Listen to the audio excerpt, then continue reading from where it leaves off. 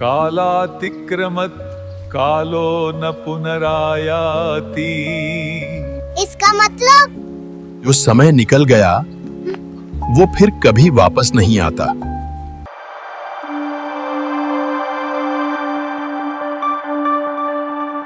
रविवार की शांति।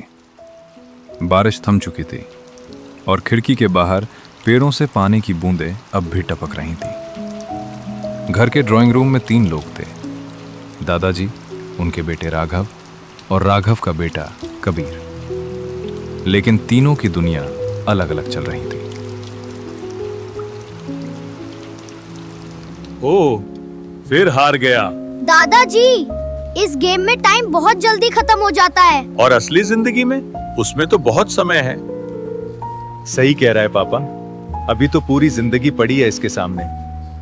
ये बात हर पीढ़ी सोचती है। मतलब जब मैं तुम्हारी उम्र का था तब मुझे लगता था कि जल्दी बड़ा होना चाहिए, बड़ा हो जाऊंगा तो जो चाहूंगा कर सकूंगा। फिर जब मैं तुम्हारे पापा की उम्र का हुआ तब लगा कि अभी मेहनत करनी है, अभी समय नहीं है। और फिर एक दिन अचानक एहसास हुआ, जिस समय का मैं इंतजार कर रहा था वो कभी आया ही नहीं। राघव, तुम्हें कबीर के बचपन की सबसे प्यारी याद कौन सी है? हाँ, हर शाम पार्क में खेलना चाहता था। और तुम जाते थे? कभी कभी। अक्सर काम होता था।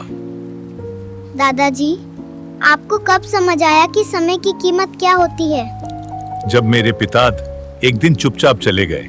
और मुझे याद आया कि मैंने उनसे कितनी बातें बाद में के लिए टाल दी थी।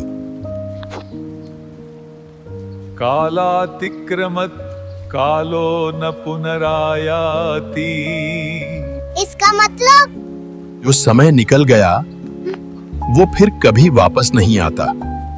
तुम्हारे लिए समय खेल है, तुम्हारे पापा के लिए जिम्मेदारी, और मेरे लिए समय एक स्मृति है। पापा, आज पार्क चले? काम? अच्छा चलो चलते हैं।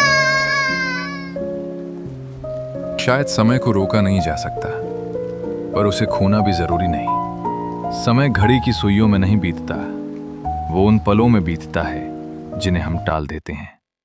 हम अक्सर सोचते हैं जब काम खत्म होगा तब मिलेंगे, जब जिम्मेदारियां कम होंगी तब जिएंगे, जब समय मिलेगा तब बातें करेंगे।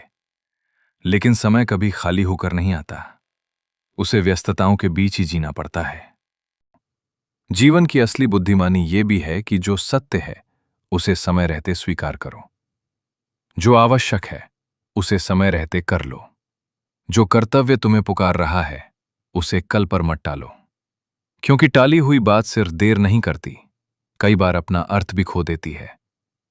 देर से बोया गया बीज फसल नहीं देता, देर से किया गया प्रयास अवसर खो सकता है।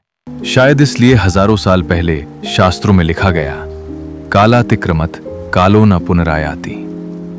जो समय बीत गया वो फिर कभी वापस नहीं आता।